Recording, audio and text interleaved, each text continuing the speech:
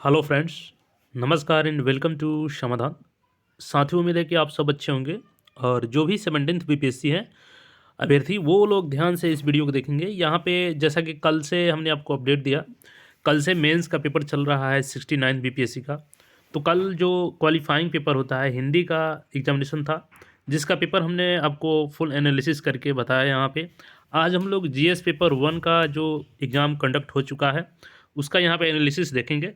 यहाँ पे देख सकते हैं स्टूडेंट्स कॉपी, और ये फुल मार्क्स 300 का होता है पेपर जनरल स्टडीज़।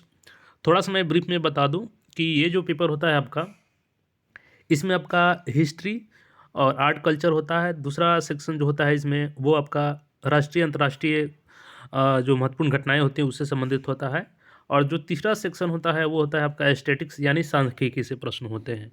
तो आइए यहाँ पे ब्रीफली देख लेते हैं। जैसा कि पिछली बार से ही पैटर्न में बदलाव हो गया। यहाँ पे फुल आपको 3 घंटे का समय मिलता है 300 मार्क्स क्वेश्चन के लिए, और यहाँ पे अब शॉर्ट क्वेश्चंस भी पूछे जाते हैं। तो यहाँ पे देखेंगे जो पहला सेक्शन 1 में हम लोग का हिस्ट्री से संबंधित है। इसमें है आपका पहला, निम्नलिखित पर संक्षिप्त टिप्पणी लिखें। और देखेंगे तो यहाँ पे भारतीय परिषद अधिनियम 1892, यानी जो भारतीय परिषद अधिनियम 1892 था उस पर टिप्पणी लिखना है। ये 8 मार्क्स का है आपका। संथाल विद्रोह पे यहाँ पे 8 मार्क्स का आया है टिप्पणी लिखने को। चंपारण सत्याग्रह पे 8 मार्क्स का यहाँ पे लिखना है आपको। और ये 8 मार्क्स है, यानी अगर आप 2 पेज उसमें लिख देते हैं अच्छे से तो आपका ये 8 मार्क्स का पेपर यहाँ पे जो क्वेश्चन है आप डील कर लेंगे। अब यहाँ पे आपका देखेंगे तो मौर्य काल की कला और वास्तुकला, यानी मौर्य कला से संबंधित यहाँ पे है 7 नंबर का ये प्रश्न है। प्राचीन काल में पूर्वी भारत के गुफा क्षेत्र से संबंधित, ये भी 7 नंबर का है। अब यहाँ से देखेंगे तो यहाँ पे आपका हो जाता है, यानी यहाँ पे जो सेक्शन 1 में जो पहला क्वेश्चन है ये शॉर्ट क्वेश्चन से रिलेटेड है, और यहाँ पे आपको 5 क्वेश्चन लिखने हैं जिसके 38 मार्क्स यहाँ पे दिए जाएंगे।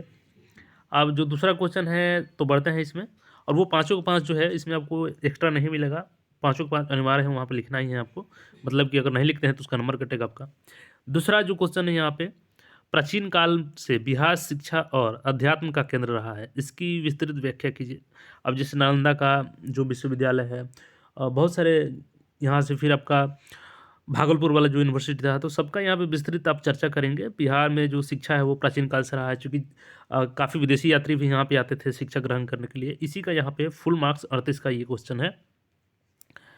और यहाँ पे देखेंगे तो अगर वो आप नहीं लिखना चाहते हैं तो दूसरा इसमें दिया गया है आपको कि चंपारण नील आंदोलन का मूल्यांकन कीजिए तथा भारतीय स्वतंत्रता संघर्ष पर इसके प्रभाव का वर्णन कीजिए। यानी यहाँ पे देख सकते हैं कि कुल जो सिलेबस है उससे ठीक ठाक क्वेश्चन आए हैं अभी तक जो देखने को क्वेश्चन मिला। इसमें अब ये है कि आपको प्रैक्टिस ज़्यादा करनी होगी। जितना आप लिखने का प्रैक्टिस करेंगे, और चूंकि सिविल सर्विसेज का एग्जाम ही होता है लिखने वाला, तो आप जितना लिखेंगे, लिखने से पीछे भागेंगे तो सिविल सर्विसेज आपसे उतना ही दूर भागेगा। लिखने का आपका प्रैक्टिस करना होगा। जितना यहाँ पे आपका मटेरियल ज़रूरी है उससे ज़्यादा ज़रूरी है आप लिखने का कितना प्रैक्टिस करते हैं। तो दूसरा क्वेश्चन भी यहाँ पे हो गया। अब आएंगे यहाँ पे तो तीसरा क्वेश्चन हम लोग से यहाँ पे पूछा गया है, जो कि 38 मार्क्स का यहाँ पे है। भारतीय राष्ट्रीय कांग्रेस आंदोलन के उदारवादी चरण के योगदान का आलोचनात्मक परीक्षण कीजिए। Critically examine the contribution of moderate phase of the Indian national Congress movement. तो ये 38 नंबर का क्वेश्चन हो जाता है। अब आते हैं हम लोग इसके अथवा में भी दिया गया है, यानी वो क्वेश्चन नहीं लिखते हैं। जो भी 38 नंबर का क्वेश्चन आपको उसमें 2 क्वेश्चन दिया गया है जिसमें से एक लिखना है। बिहार के आधुनिक शिक्षा का विकास और उसके प्रभाव को रेखांकित कीजिए। जो भी कदम उठाए गए हैं सरकार के द्वारा, चाहे वो केंद्र सरकार के संदर्भ द्वारा हो या बिहार सरकार के द्वारा हो, और आधुनिक शिक्षा के विकास और उसके प्रभाव को रेखांकित यहाँ पे करना है। अब सेक्शन 1 हमारा यहीं पे समाप्त होता है और एंटर करते हैं हम लोग सेक्शन 2 में। सेक्शन 2 में देखेंगे तो 4 नंबर पे ये क्वेश्चन है, और यहाँ पे भी शॉर्ट क्वेश्चंस दिए गए हैं। 5 यहाँ पे भी आपको क्वेश्चन मिल जाएंगे, जिसमें आपका है लैंगिक रूढ़िवादी धारणाओं से मुकाबला करने के लिए भारतीय सर्वोच्च न्यायालय की चिंता का उल्लेख कीजिए। जो अभी वर्तमान में भी बहुत सारे अपने जो मणिपुर का हिंसा देखा, वहाँ भी लैंगिक भेदभाव हुआ। तो इन सब पे जो सर्वोच्च न्यायालय की चिंता है उसका, लेकिन मतलब सर्वोच्च न्यायालय ने क्या किया अभी तक, इसके बारे में क्या टिप्पणी है उसकी, ये सब देखना है। यहाँ पे आपको 8 मार्क्स का ये है। आप करंट अफेयर डेली पढ़ते होंगे तो ये इससे अपडेटेड होंगे। भारतीय शासन व्यवस्था में भारतीय नागरिक सुरक्षा संहिता 2023 की प्रासंगिकता का विवेचन कीजिए। तो भारतीय शासन व्यवस्था में भारतीय नागरिक सुरक्षा संहिता का जो बिल है 2023 की प्रासंगिकता का यहाँ पे आपको वर्णन करना है। अगला जो क्वेश्चन आ जाता है आपका कि विधायी संस्थाओं की निर्णय निर्माण प्रक्रिया में कृत्रिम बौद्धिक क्षमता की भूमिका का मूल्यांकन कीजिए। यानी जो आर्टिफिशियल इंटेलिजेंस अभी हाल ही में चर्चा था, देखिए इससे रिलेटेड आ गया है। यानी जो टॉपिक ज़्यादा चर्चा में रहता है वो करंट अफेयर से रिलेटेड आपका पेपर में ज़्यादा संभावना होती है। तो जो भी डेली पेपर पढ़ते होंगे, करंट अफेयर्स मैगजीन फॉलो करते होंगे, तो वो उनके लिए ये ज़्यादा दिक्कत वाली प्रश्न नहीं है। वैश्विक वेतन प्रतिवेदन 2022-23 के मानदंडों का प्रभाव का उल्लेख कीजिए। Describe the parameters and impact of the global wages report 2022-23। तो 2022-23 का जो यहाँ पे वैश्विक वेतन प्रतिवेदन का रिपोर्ट आया था, तो उसका प्रभाव का विवरण यहाँ पे देना है आपको। अगला जो इसमें लास्ट प्रश्न आता है, भारतीय निर्यात प्रोत्साहन पहलों के संदर्भ में विदेशी व्यापार नीति 2023 के मौलिक प्रावधान क्या है? What are the basic provisions of the foreign trade policy 23 regarding export promotion initiative in India? तो इसके बारे में यहाँ पे करना था। पांचवा जो प्रश्न है 38 नंबर का यहाँ पे है, देखिए आ ही गया वो। मणिपुर संकट की संक्षिप्त जानकारी प्रदान कीजिए। आपकी दृष्टि में प्रजातीय धार्मिक संघर्ष का राष्ट्रीय राजनीति के परिदृश्य पर क्या संभावित प्रभाव हो सकता है, टिप्पणी कीजिए। तो काफ़ी ये चर्चा में था मुद्दा मणिपुर संकट। तो चूँकि सेकंड सेक्शन होता ही है आपका करंट अफेयर से रिलेटेड राष्ट्रीय और अंतर्राष्ट्रीय, तो बिल्कुल आपको यहाँ पे मैगजीन पेपर फॉलो करना होगा ऐसे ऐसे क्वेश्चन के साथ डील करने के लिए। तो डेली ये न्यूज़ में आ रहा था, आपने पढ़ा होगा, ये 38 मार्क्स का क्वेश्चन है। या इसके अलावा आप चाहें तो दो जो इसका दूसरा क्वेश्चन है इसमें अथवा में, उसको लिख सकते हैं। यह कैसे प्रतिबिंबित होता है कि G20 में भारतीय नेतृत्व प्राचीन दर्शन वसुधैव कुटुंबकम विश्व एक परिवार के रूप में का पालन करने के प्रति प्रतिबद्ध है। भारत की G20 में वैश्विक सहयोग एवं विकास में योगदान भूमिका इस दर्शन के साथ कैसे प्रदर्शित होती है, इसका मूल्यांकन करें। चूँकि अभी वर्तमान में G20 का जो नेतृत्व था यानी अध्यक्षता भारत ने किया, तो इससे रिलेटेड यहाँ पे क्वेश्चन आ गया है। तो वसुधैव कुटुंबकम जो कि विश्व एक परिवार के रूप में है, तो इसका पालन करने के लिए कैसे भारत प्रतिबद्ध है, और भारत की G20 में सहयोग और विकास में योगदान की भूमिका पर इस दर्शन के साथ यहाँ पे संरूपित करना है। छठा नंबर जो इसमें प्रश्न आता है, ये भी 38 नंबर का है, और इसमें है कि भारत की समृद्ध विविधता से ध्यान में रखते हुए भारत में एक समान नागरिक संहिता को लागू करने के पूर्व अनुमानित सकारात्मक और नकारात्मक सामाजिक परिणाम क्या हो सकते हैं, व्याख्या कीजिए।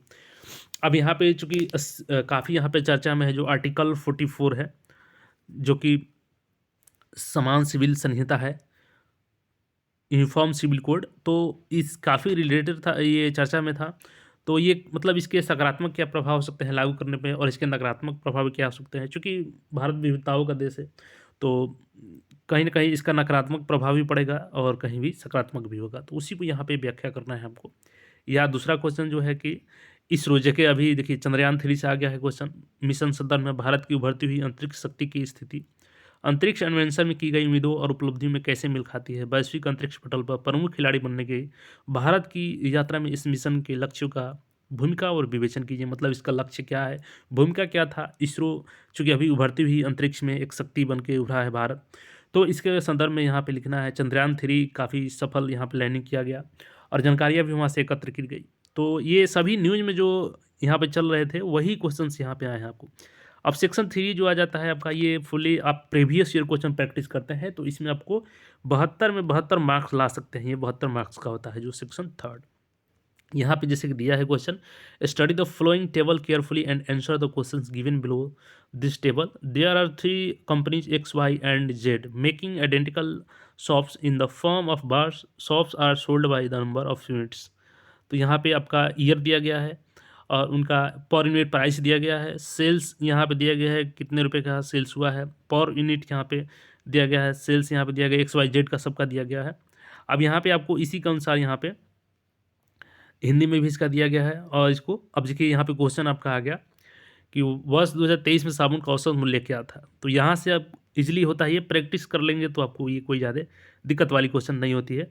यहाँ पे अगला जो क्वेश्चन है ये चार्ट से है, तो इसको भी यहाँ पे देख लेंगे। सभी का यहाँ पे विविध सॉफ्टवेयर RD मशीनरी का दिया गया है और इसी के आधार पर क्वेश्चन दिया रहता है। तो यहाँ से 72 में 72 ये ऐसा सेक्शन है कि आप 72 में 72 ले सकते हैं नंबर यहाँ से। तो ये क्वेश्चन से यहाँ पे देख सकते हैं, ये दिया गया है। जैसे यहाँ पे बार के थ्रू दिया गया है, जिसमें आपका विभिन्न वर्षों का एकत्रित कर का यहाँ पे दिया गया है, किस वर्ष में कितने कर एकत्रित हुए हैं, और यहाँ पे वैल्यू इसका करोड़ों में दिया गया है। और उसी के आधार पर यहाँ पे जैसे कि 2018-19 की तुलना में 2020-21 में अतिरिक्त कर में कितना प्रतिशत कमी हुई और कितना प्रतिशत वृद्धि हुआ, ये सब क्वेश्चन यहाँ पे इसी तरीके से पूछे जाते हैं, जो कि फुली आप प्रीवियस ईयर क्वेश्चन सॉल्व करके जाएंगे तो कोई दिक्कत नहीं होगा। तो कुल मिला के यहाँ पे पेपर अच्छे हैं, जो प्रैक्टिस किया है, जो न्यूज़पेपर मैगजीन को फॉलो किया है, उसको कोई दिक्कत नहीं होने वाला है इस पेपर में। तो बाकी आपकी क्या राय है कमेंट करके ज़रूर बताएं और ऐसे अपडेट्स के लिए चैनल से जुड़े रहें। मिलते हैं नए अपडेट में। धन्यवाद।